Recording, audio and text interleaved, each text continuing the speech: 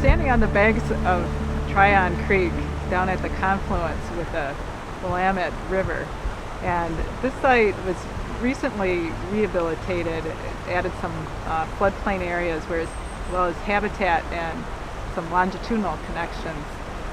A lot though had to go into this project before there was any construction equipment that started moving. What was involved? I imagine it was quite a lot of work. In 2003, the City of Portland, the City of Lake Oswego, and Metro bought this property from a private property owner. And then over the next few years, the various property owners and other partners, including U.S. Fish and Wildlife and ODOT, our Department of Transportation, who owns the culvert just up about 1,000 feet upstream. A lot of the partners got together to think about what needed to be done to this area to improve the habitat and to improve the fish passage into the state park upstream. And so then in 2006 we built the first phase of the project, which specifically involved the culvert and the first couple hundred feet of the creek upstream. And then that was in 2008 that we built that, and then in 2010, this year, we built this lower 1,000 feet to improve the habitat and the access to that area. So Matt, what was involved with some of the longitudinal connections that were made?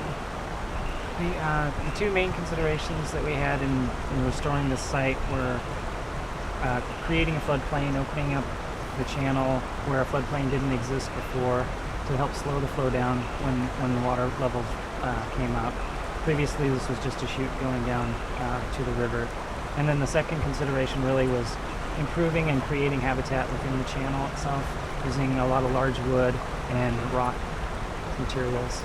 We also raised the channel bed up near the culvert under the highway on the upstream end of the project, and that was to help fish passage to the upper part of the watershed.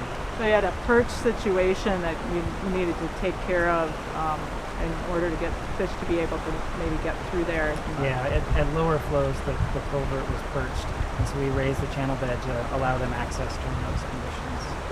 And Tim, what are some of the considerations from the fish side of things that were important for this site? Well, historically, we know that there were cutthroat and rainbow in here, as well as probably coho salmon and steelhead. And currently upstream, we find cutthroat and rainbow.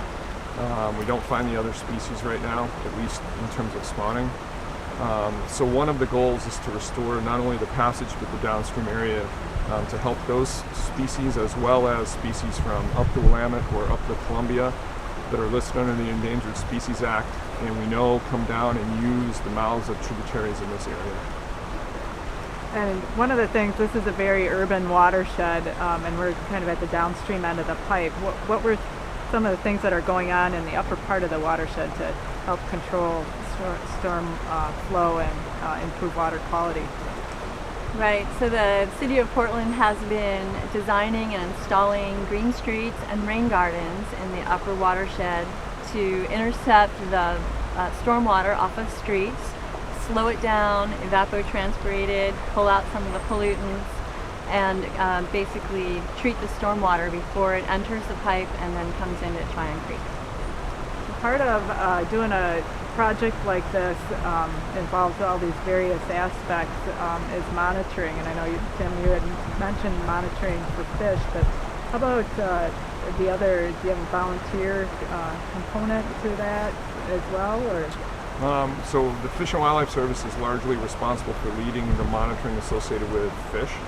And there are other monitoring needs that are associated with things like water quality, flow characteristics, riparian habitat, that kind of thing.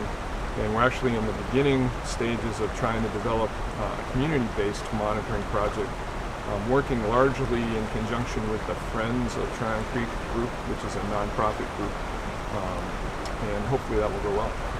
So you have a lot of interaction among both all the agencies and the different cities that are involved. Takes a lot of planning as well as community organizations as well.